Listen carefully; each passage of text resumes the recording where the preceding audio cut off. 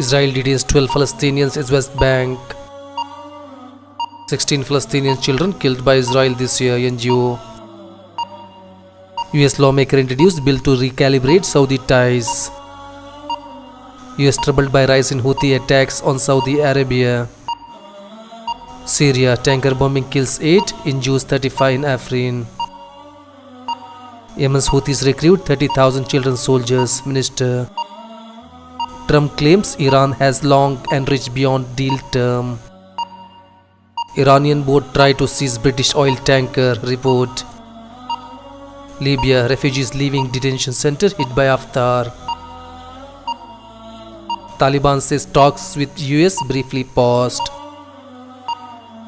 Pakistan, 11 killed, dozen injured in train collision. UN Rights Deputy calls for urgent action for Rohingya.